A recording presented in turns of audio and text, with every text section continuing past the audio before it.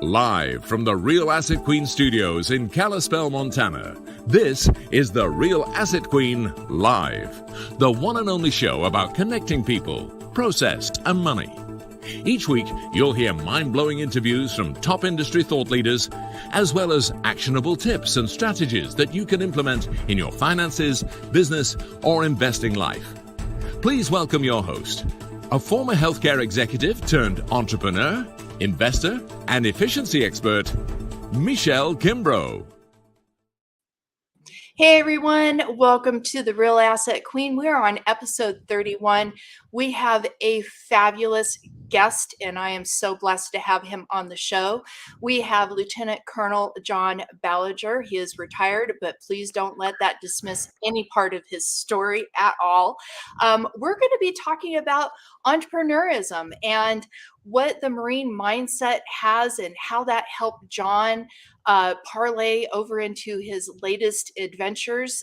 He has a coaching business. He is a real estate developer and investor, just an amazing soul. He has over 20 years experience in the Marine Corps, and I'm going to let him share his story because he has a very special story. So John, before we get going, I just want to remind everybody that we are not CPAs, we are not tax advisors. So any information that you hear on the show, please take back to your respective party and please make sure that it fits your particular situation. So John, I'll let you give us your background and your bio. And one of my signature questions is, tell us a fun fact about John. Well, Michelle, thank you so much for allowing me to be on the show. It's truly remarkable to be here with you, and your story is inspiring as well. And I think after reading about your story, I should be interviewing you, not the other way around. But thank you for having me on. Yeah, it's been a phenomenal experience. I mean, 20 years in the Marine Corps, I never thought I would end the way I did. I never thought I'd go 20 years. I never thought I'd be here afterwards, but it has been a phenomenal experience. And I guess if I were going to leap to the one thing that people didn't know about me, it's when I was 12, 13, 14 years old, I was horrible at math. My dad said, John, if you want to be a pilot, if you want to be successful in life, you got to get good at math.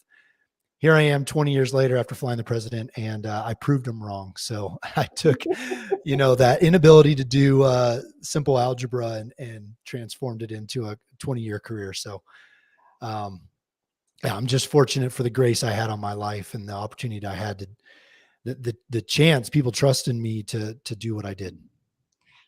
That's amazing. So, cool fun fact, I sucked at math too. And I ended up with my MBA. I had an emphasis in finance. I have no idea how that happened, but I love numbers, and my background, I'm a Lean Six Sigma Master Black Belt. So statistics is in there. I don't know how any of that happened, but it did. So tell us a little bit about your background, because I love your story and you have so many components to it. And I think it ties in well with the entrepreneurial spirit, because everybody thinks it's sexy to be an entrepreneur, but they don't see all the other stuff that we go through. Like we were just sharing before we got on the live, is, are we on time? Is this right? Is that placed right? And nobody sees the behind the scenes of the things that we do every day. And I think for me, what's interesting in interviewing other entrepreneurs is, what's the grit? What does it look like? So share with us your story of being in the Marine Corps and, the pilot for Marine One, and, how you got the transition from there to what you're doing now. Sure.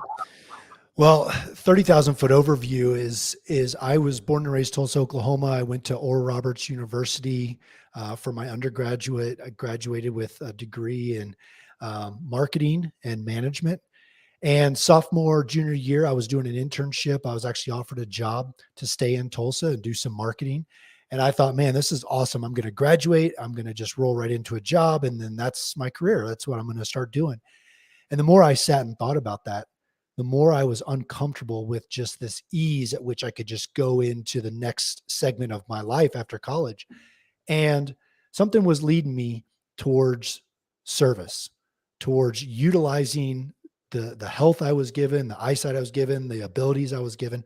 And ultimately that drove me into the Marine Corps, going through boot camp, going through flight training, and then transforming that into, 20 years of flying for the Marine Corps. And I learned so much in that experience, going from having a job offer to walking away from the only place I'd ever lived, the only friends I'd ever had, the only, the job that was given to me, and going into this transitory world of moving every couple months to go train and continue progressing and relearning who my friends are, relearning what my core values are, learning what my skills are.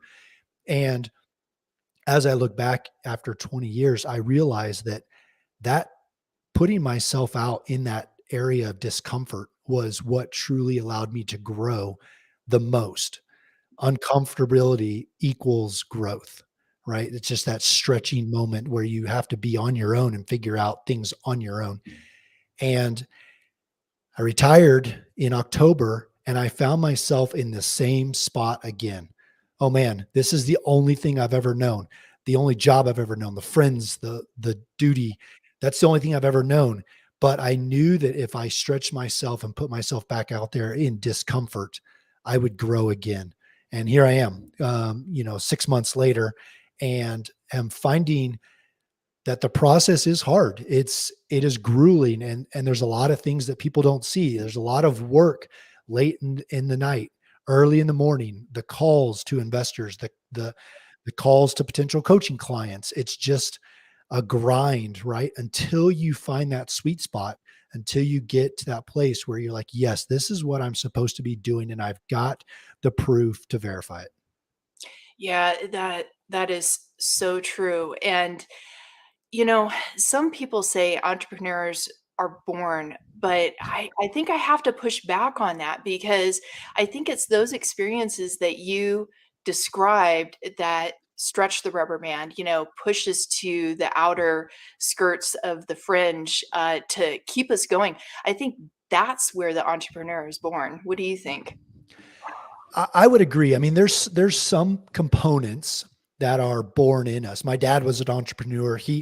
He's got a great story. He set out when he was in college and he wanted to be the youngest airport manager in the world, and he did it at 23 years old. He managed an international airport and moved on, and he was the airport manager in Tulsa, Oklahoma.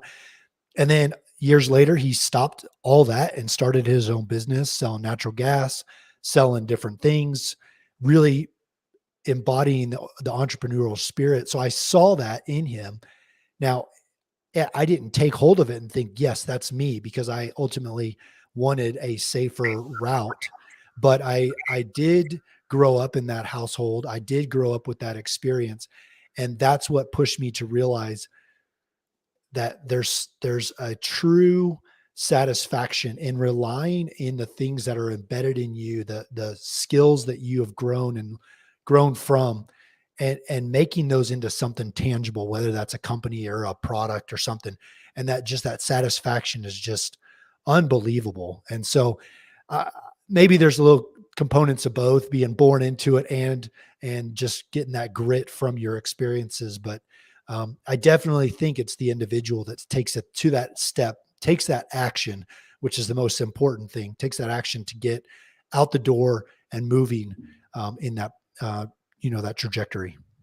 Yeah, agreed. I often joke with people that I am unemployable because, I've been on my own for so long. I don't know if I would fit back in the corporate world really well. So talk to us about, your 20-year career in the Marine Corps, and then finally, I think your last assignment was the helicopter pilot for Marine One, which I am understanding that you flew President Trump and President Biden when he came in. So tell us how those experiences helped shape you as an entrepreneur. Well, Michelle, the experiences that I was able to see firsthand, the great leaders that I had, even the leaders that weren't so good, and you just pick up on those key attributes, those abilities that they have as leaders, the determination that I gained, the goal setting, the discipline, the confidence, the decisiveness. These are the things that kind of the military instills in each one of us, and we can grow those things on our own if we choose. But those are some of the key attributes that are ingrained in us, as we go through the basic training all the way up to something as specific as being a Navy SEAL or flying the president or being a top tier, um, you know, uh, top tier soldier or Marine. And so those are the things that I got to see, I got to grow from. And then as I transitioned, build on those foundations again outside of the military. I think I answered your question, maybe. Yeah, no, that's great. And, they often say, surround yourself with, people that are better than you because that's going to challenge you to rise to your highest potential, right? And if you hang around people that aren't really motivated, and I don't know if anybody plays video games anymore, maybe we're too old for that. I don't know. But, those people challenge you to rise to the occasion and really, to your highest potential.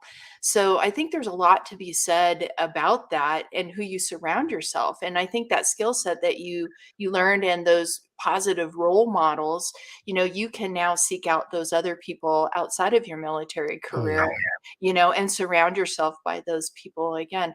So now that you're out of the military, how do you find those groups of people to be in the room with the people that are doing the things that you want to do and having the successes that you want to do? Well, networking is that thing, that tangible thing, just getting yourself out there, introducing yourself to people that are like-minded, that are like have the similar goals, have similar traits. I always tell people networking is over the last 6 months is what has propelled me to places that I never thought possible.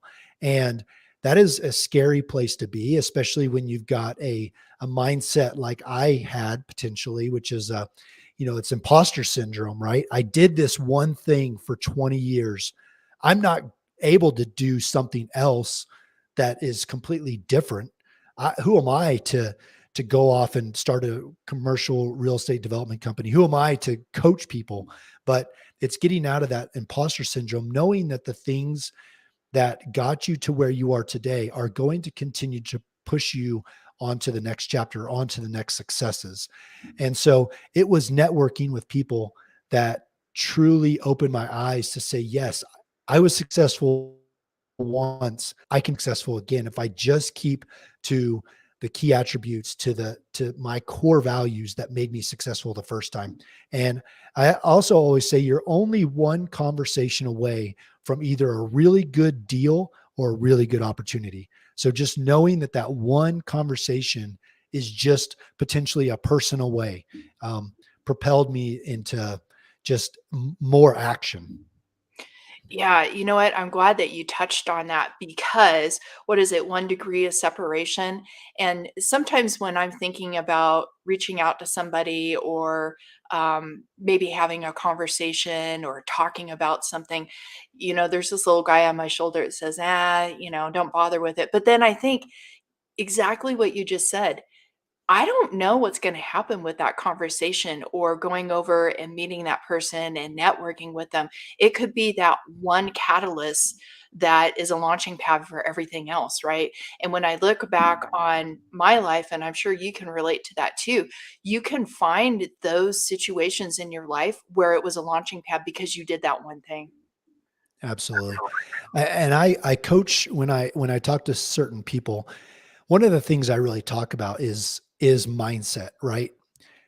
Success is made up in the mind, and there can be limiting beliefs, limiting factors that you have One of them is a tactical knowledge. Do I have the knowledge to get me to the next thing? Do I have the knowledge in commercial real estate to stand in front of investors and pitch this development and do it well, do it with integrity, and do it with confidence, and do it at a level that other people are pitching their products?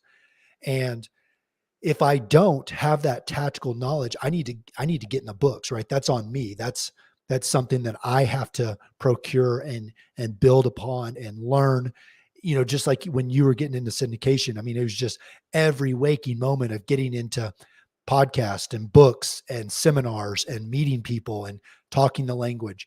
That is a tactical knowledge. But then there's also a mindset of, do I have the confidence to just get myself out there? Do I have the confidence to hear no, or, hey, that was great, but here are your weak points? And that is something that will keep people from action, right? That mindset of, can I do this? And that's what the difference maker is for us, getting out and taking that step and doing the first action to build upon. And the third thing is like I already talked about, the imposter syndrome of, who am I? Can I do this? And it kind of is a subset of the mindset, but that a huge thing to understand about yourself, of just, I can do this. I did something once before that I had no knowledge of doing, and I did it. People always ask, how did you get to fly the president? And I was like, well, I definitely didn't start there. You learn the basics, right? You learn the basics of flight and helicopters. And then, 15 years later, you look back and you're like, man, you can connect the dots very succinctly and it makes sense. But that is hard to, project into the future and see that success sometimes. Yeah, for sure. And mindset is so huge. And I'm glad that you touched on that because, again, being an entrepreneur is not sexy. And, there's sometimes it can feel like you're on a lone island, because people don't understand your lifestyle, they don't understand your thinking. And so, having that framework and the processes in place to keep you moving forward is important. So let's talk about you know how do we as entrepreneurs keep going when things get tough? And I know in the Marine Corps, I think you call it embrace the suck, right? When you're in boot camp or SEAL camp or something. So how do you think other entrepreneurs do that? Because it's so much easier to give up sometimes, right? Absolutely, it is. And yeah, embracing the suck is similar to something I talk about at times, and I've spoken to a couple groups about this, but I call it brilliance in the basics. It is taking something simple, being very good at it, knowing it better than anyone to your left or to your right, and building upon that. And I alluded to it a minute ago, but that's what got me to where I was at year 18, 19, 20 in the Marine Corps, was this basic concept, this basic ability, and just building on it day by day, almost subconsciously, so that when you look back, you're like, man, I didn't realize it was going to take me there. But it's getting out and knowing and learning and studying and rehearsing and practice. It's, doing something over and over and over. It's, Malcolm Gladwell has a book called Outliers, and he talks about the 10,000 hour theory. And he talks about the Beatles and Bill Gates and how they got to where they were. And it's crazy to see that they were putting in work to do the thing that they eventually became famous for, but they were doing it when no one else was looking. And then all of a sudden they bust onto the scene and they're wildly successful. And people think, wow, how did they achieve such great success? Well, they've got 10,000 hours built in that nobody saw, that nobody was paying attention to, where they were rehearsing or working on coding. Nobody saw it. But then one day they become who they are. And that's the suck, right? That's the basics. It's doing the things day in and day out that no one sees until all of a sudden you're on the scene and you've made it. It's for me making calls to investors over and over and over, refining that pitch, refining the questions that I know they're going to ask, being ready for the questions that I think are coming, or figuring out what they may ask that I don't truly know. It's putting in that work that eventually, after deal one is over, you think, man, that was really tough, but I know it's going to get easier from here. I know that now I've got investors who trust me, provided returns that they can count on, that I promised, and they trust me. There's this relationship now. So now it's going to only get easier as you continue to craft what you're doing. I find that to be true in coaching. I find that true to be in commercial development and just life in general. So, and I found it true in the Marine Corps. Yeah, it's kind of like a snowball effect, right? And Absolutely. for me, I'm always testing new processes. I'm measuring everything. Like, you should see my office. It's like a war room with everything on the walls and post-it notes, and everything's color coded. Yes, I'm that crazy person. But, I'm constantly trying to innovate, because for me, I want to be the unicorn in the sea, right? I want to stand out, but it takes a lot of what you just explained, up underneath the hood, getting those things to that point. And then when you do show up, people are like, wow, they're wildly successful. But no, it's all the hours that we put in, and the testing, the processes, and the learning and networking and talking to people and mentors and coaches. So, but yeah, thanks for that. And for my daughter and I, that's our favorite phrase, is embrace the suck. And anytime one of us are going through a bad day, we're like, embrace the suck. Give yourself 5 minutes to cry, and then get back up and get back out there. And I think that mindset has helped us over some of the toughest hurdles that we have had, especially in the last year. You know, just to touch back on that, is for us right now as Aspire Development, the company that we just started, part of that suck is talking to investors and saying, well, I only invest with a team that has a track record. So I'm not interested in a group of guys that have just formed, a company. Even though my two other partners have wild successes in property management and real estate development. And I find that I've also got some success just in life and in the Marine Corps. And we are a very succinct team. And we have a lot of, gaps that we are filling for each other through our own skills. But that suck part right now is coming to those investors who say, you know what, I just want to do a deal with somebody that's already established, and proving yourself, proving your integrity, proving your processes and your returns so that you can get that first deal done. That's, the suck for us right now. But again, the first deal is the hardest. I've heard it time and time again, but that doesn't stop us. That doesn't stop us from inaction, because there's going to be those few people that say, you know what, John, Aspire Development, we're going to trust you.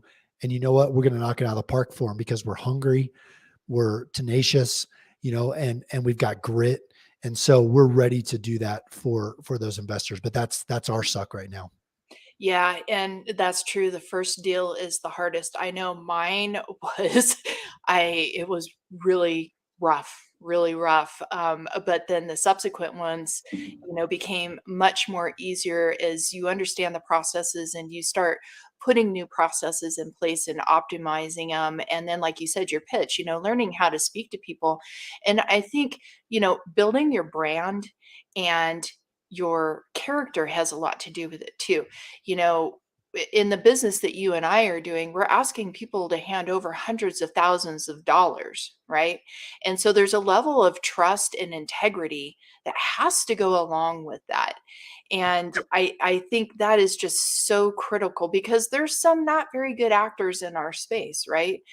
But I think it takes time to build those things. It's nothing that you can't build a brand overnight. You can't build trust overnight. It takes time, and it takes successes building on top of successes to get there. And I do think, like yours and mine, our backstory and our experience, we do have some other things that we can pull from, to help fuel that. But it does take time to do that. Yep.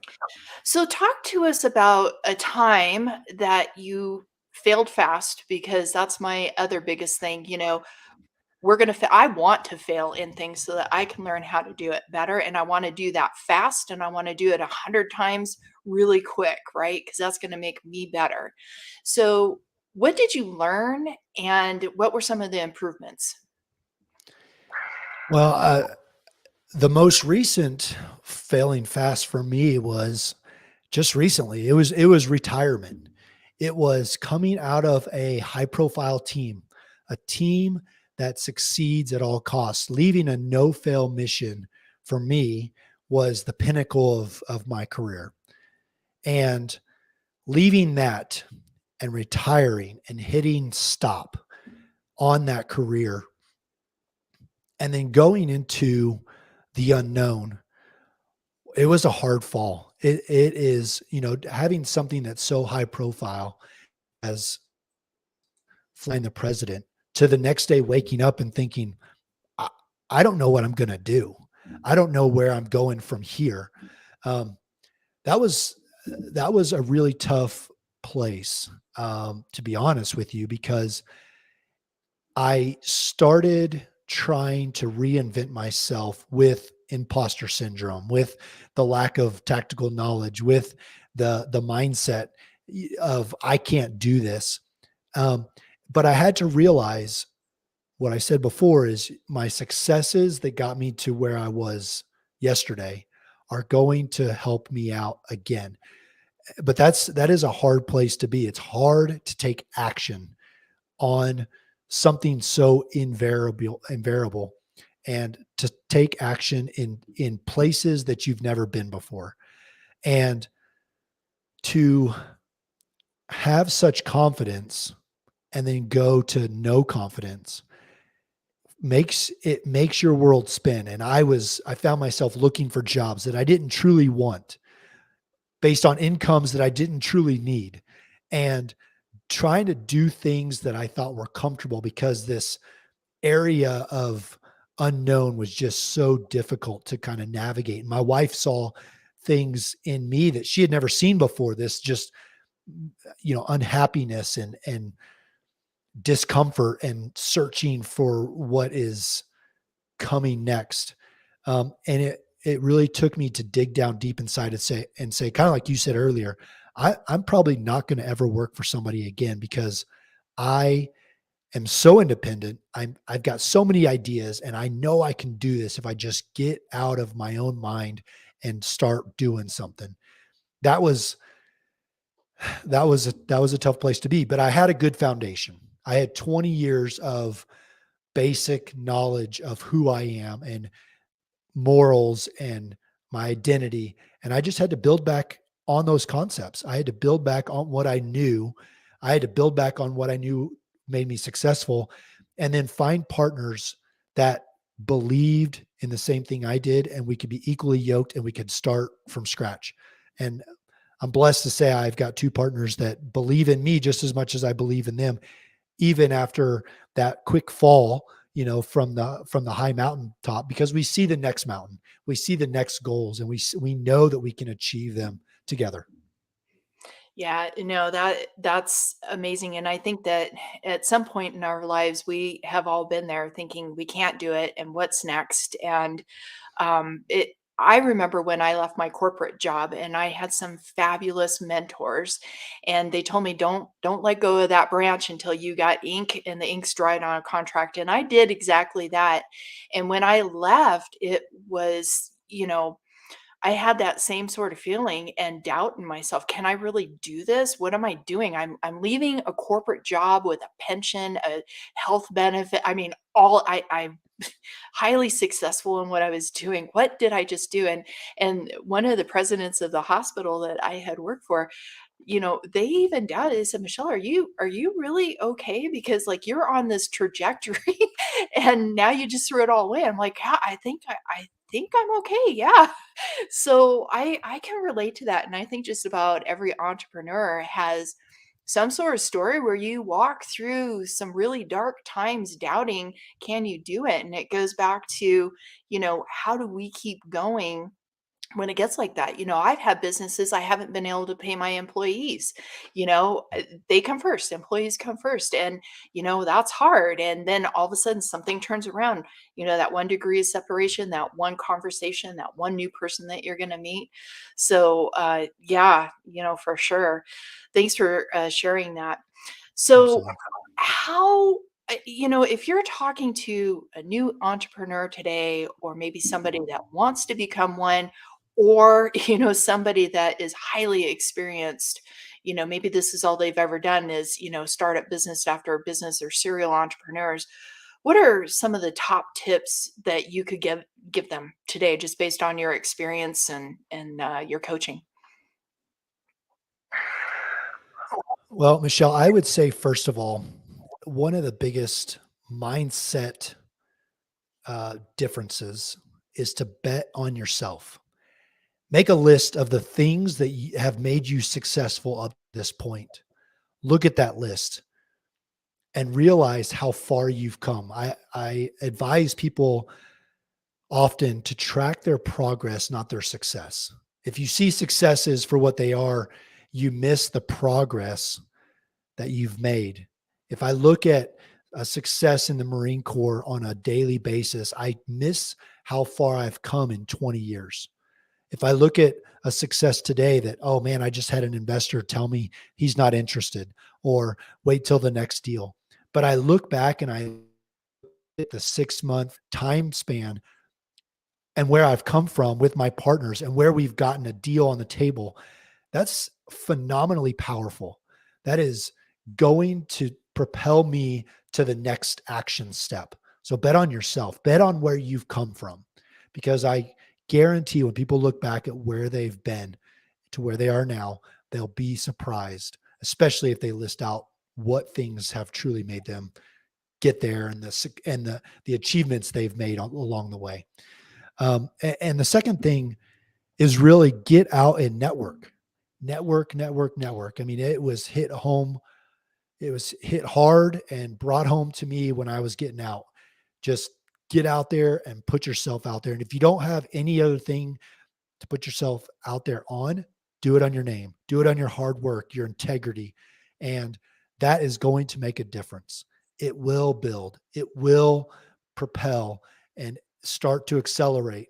And you will find yourself in more and more meetings, in more and more rooms, in front of more and more people, to where one day you're going to look back and be like, I can't believe I am where I am. But it's just a series of networks. It's a series of progress. And Yeah. then go ahead. No, I was gonna go ahead. I was gonna comment on your betting on yourself. I was gonna say double down on that. Absolutely.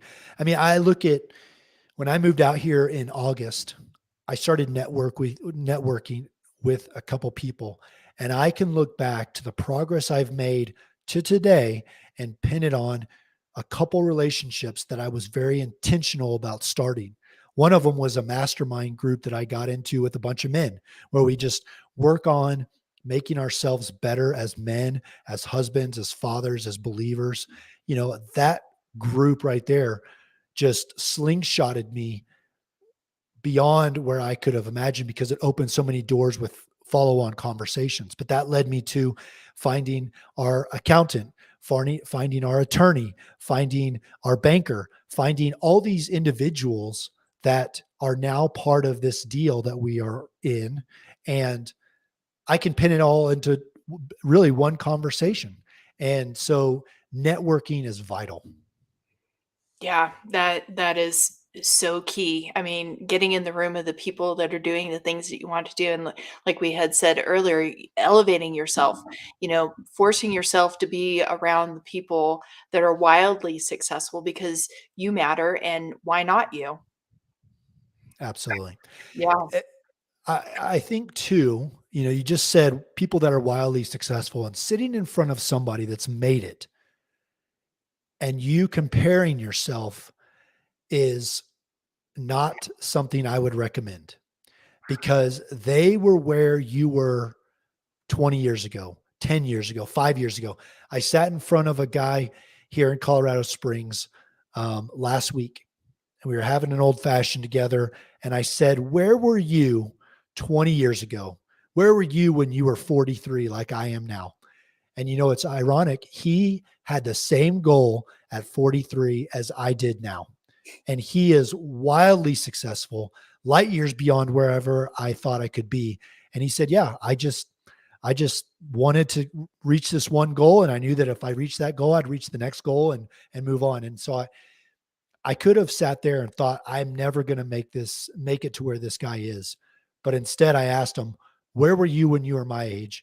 Turns out he was exactly where I am today. So, it goes to show that we're all just in this race. We're all just a couple steps ahead of somebody or just a couple steps behind somebody, and realizing how you get there and realizing that it's available for you too is, very important to understand. Yeah, that's huge, and I think as humans we tend to compare ourselves to the next person, and you really can't, because we are our own unique individuals, and we need to look inside of ourselves and stop comparing and stop trying to compete. Doesn't mean that we can't push the fringe and be around those people that are making $10 million a year, because we can learn. There's so much we can glean, from that experience. Yeah. So John, thanks so much. I'm going to open it up for live Q&A now. But while we're doing that, tell people where they can find more about you, your coaching business, your development company. I think you actually have a development project that you're doing. So do you want to talk a little bit about that? Sure. So, I don't do much social media. The social media I do spend time on is LinkedIn. And my profile is just John, John dash Ballenger, Ballenger 53, John Ballenger 53. I'm on LinkedIn. You can reach out to me. My phone number's listed there, and a simple text or a phone call will get us in touch. That's really where I get a lot of my coaching clients from. And that's how people can get a hold of me there. But we do have a website for our company. It's www.aspire, ASPIRE, dev, DEV group, GROUE. And yeah, that's where we as a new company are pushing out, our, the things that get us excited. And one of those things is a current project in Tulsa, Oklahoma, my hometown. So it's in a little area that's, yet to be regentrified and really brought up to speed and brought up to the current economics. And so we're really excited about that. It's a 2.5 acre development. It came with 16 units on it of multifamily and 3 commercial spaces. We're going to take those 16 and 3 spaces. We're going to renovate them. We're going to get tenants in, and that's going to pay the investors back on our phase 1. And while we're doing that, once we get those things rented out, we're going to really work on phase 2. And that's what we're really excited about. And phase 2 is either a 105 unit apartment development or about 175 units based on Tulsa and the absorption rate and what's going on, a year or 2 from now. And so we're just really excited because it's a beautiful project. We, at Aspire, our intention is not to just create this big box apartment that looks great today, but in 5 years, 10 years from now, people think, wow, that's really a dated community. But it's something that brings life to the community, that it involves the residents. It involves the commercial residents. And it's a place that people really feel excited about being around. And we're going to program in some things. We've got big ideas for a big Christmas tree and Christmas lighting ceremony and different themed events that will go on throughout the year that will involve our tenants. So we're just really excited about that, really excited about the returns, even during, a time like this where things are so tumultuous. We're just excited about what we can provide back for our investors. And we feel like it's a great project to start on, a really good foundation just to go up from there. So aspiredevgroup.com, you can get in there, you can see the project, and it's also got a link to our investor portal if interested. And we're taking investments. It's a 506C for accredited investors. So if you are accredited, reach out to me, reach out on the website. And we'd love to see you get involved as well. Love to provide some returns for you, and love to just answer some questions. So that's where I can be found. That's fabulous. Thank you. So we have two questions. Yeah. One is, what advice would you give somebody that's coming out of a long-term military career and integrating back into something? What's the biggest piece of advice that you'd give somebody? I would say don't be distracted by the money, because as a pilot in the Marine Corps, I could have gone on and flown for the airlines. It would have taken some work and some time, but pilots get paid a lot. They get paid a great salary. They work, a good amount of time, but they work probably less than many 40-hour jobs require. And that money is great. And when you leave the Marine Corps or the military service, and you see this pay gap, it can be very enticing to jump on the first job offer you get and see that money and think, oh man, I'm going to have it made. But if you're not happy with where you're at, it's work, right? And I talked to too many people as I was looking at my transition, thinking about what I was going to do next. And I said, hey, do you like your job? Do you really enjoy it? What's it like? And their first answer was, well, yeah. And that amount of confidence is not something I want to follow after.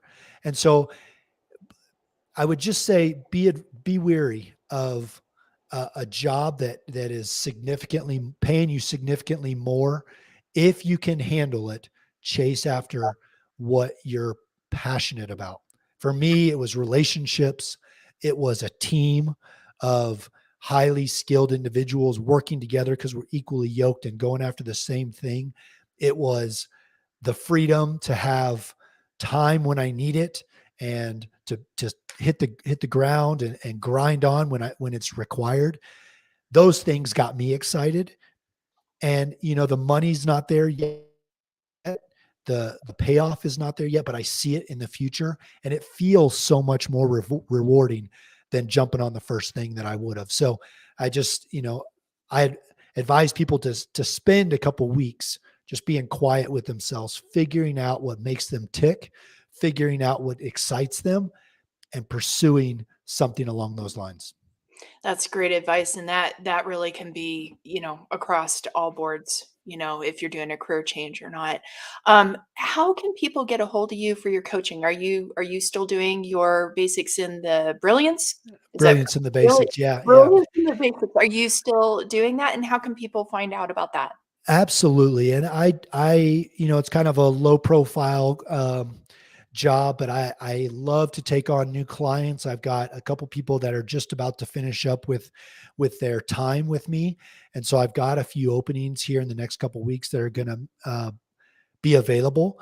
And I just encourage people to jump on LinkedIn, look at my profile, read the articles that I'm posting, see if it's something that resonates with them, because I want them to be as excited about me as I am about them.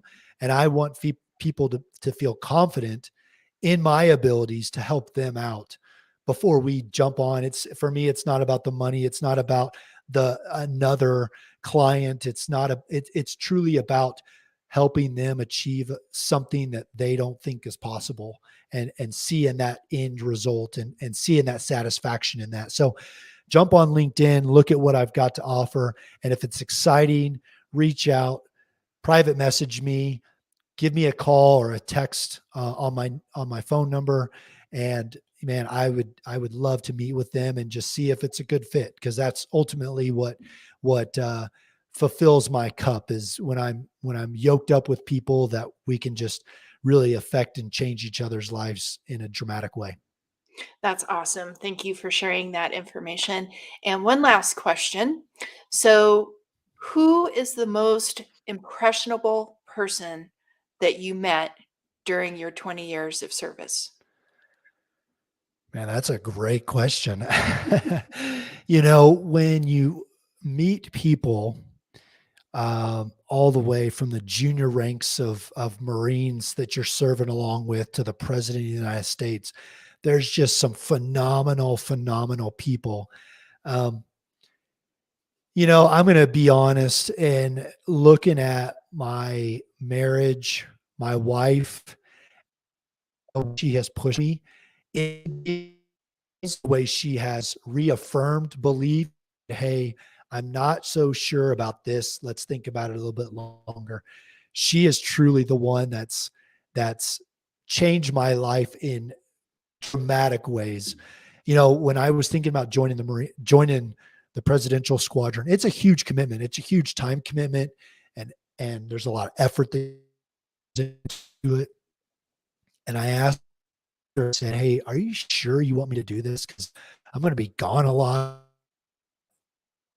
You know, is this something that you really want me to do?" And she said, "You know what? If you don't try, you'll never know if you could do it." And it was the biggest, most audacious thing I was chasing after, and it worked. And I owe her.